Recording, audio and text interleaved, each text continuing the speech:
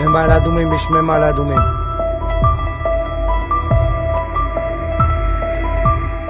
Sistem misil Amerika Serikat yang diperbantukan untuk wilayah Israel ternyata membawa petaka bagi pasukan Zionis. Misil tersebut rupanya memiliki tingkat kegagalan 75% dalam mencegat rudal dan drone dari pasukan Iran. Fakta ini didapatkan dari laporan yang ditulis sejumlah media setempat. Dalam laporannya, hanya ada 2 dari 8 rudal SM-3 yang diluncurkan militer Amerika Serikat yang berhasil mencegat target pada saat Iran menyerang 13 April lalu ke wilayah Israel, yang berarti 75% kegagalan mempertahankan diri berasal dari misil Amerika Serikat tersebut.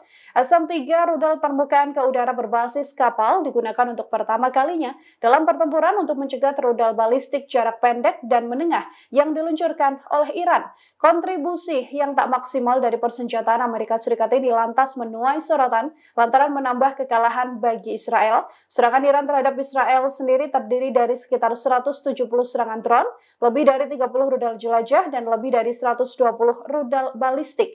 Serangan ini menjadi salah satu serangan rudal dan drone terbesar dalam sejarah militer. Israel mengklaim bahwa serangan Iran tak berdampak besar bagi pasukan pertahanan mereka. Hanya saja dari fakta di lapangan, banyak warga panik dan berbondong meninggalkan Tel Aviv seusai Iran menyerang wilayah Israel.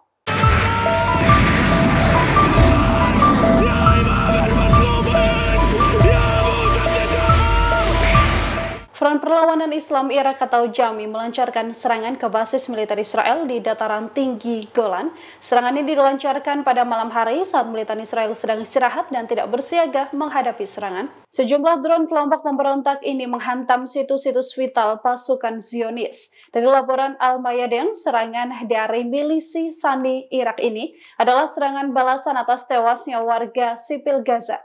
Selain menyasar dataran tinggi Golan, drone milisi Islam Irak juga menyerang situs milik IDF di wilayah pelabuhan al-Rashad atau Elyat.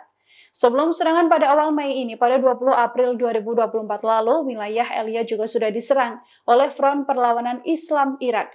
Milisi ini juga menyerang wilayah kota dari wilayah Elyat. Aksi milisi Islam Irak ini hanya terjadi beberapa hari setelah serangan serupa yang menyasar kota terbesar ketiga Israel, Haifa. Aksi pemberontak JAMI juga dilakukan di jalur maritim Israel di Laut Mediterania. Mereka bersiaga untuk menghadapi kapal-kapal asing yang melaju dan masuk wilayah Israel.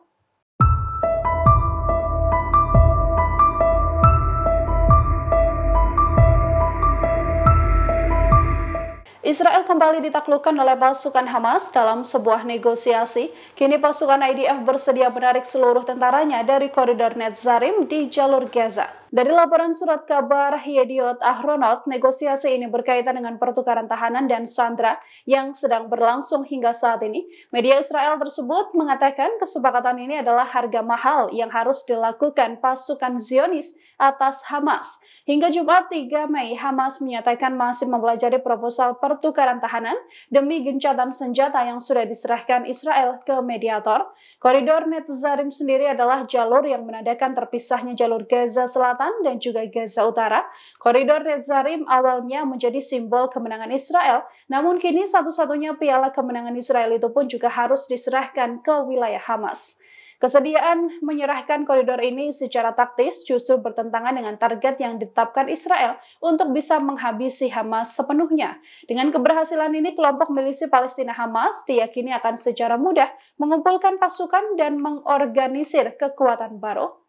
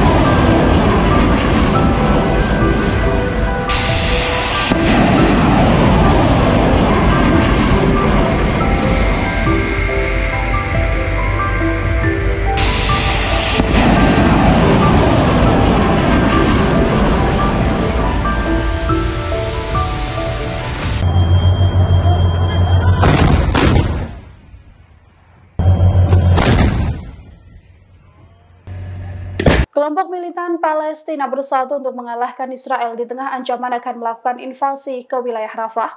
Dua militan pro-Palestina ini mengintensifkan serangan mereka sejak beberapa waktu terakhir. Dikutip dari Hindustan Times, dua kelompok militan tersebut yakni Brigade Al-Qassam dan juga Brigade Al-Quds, sayap militer Hamas menyerang pasukan Israel di sepanjang poros Netzarim di wilayah Gaza. Hamas menyerang pasukan Zionis dengan mortir kaliber berat dan sistem roket Rajom jarak pendek 115 mm. Sementara itu, Brigade Al-Quds membombardir pusat komando dan kendali militer Israel dengan mortir di dekat rumah sakit persahabatan Turki di sepanjang jalur pasokan ke poros Netzarim.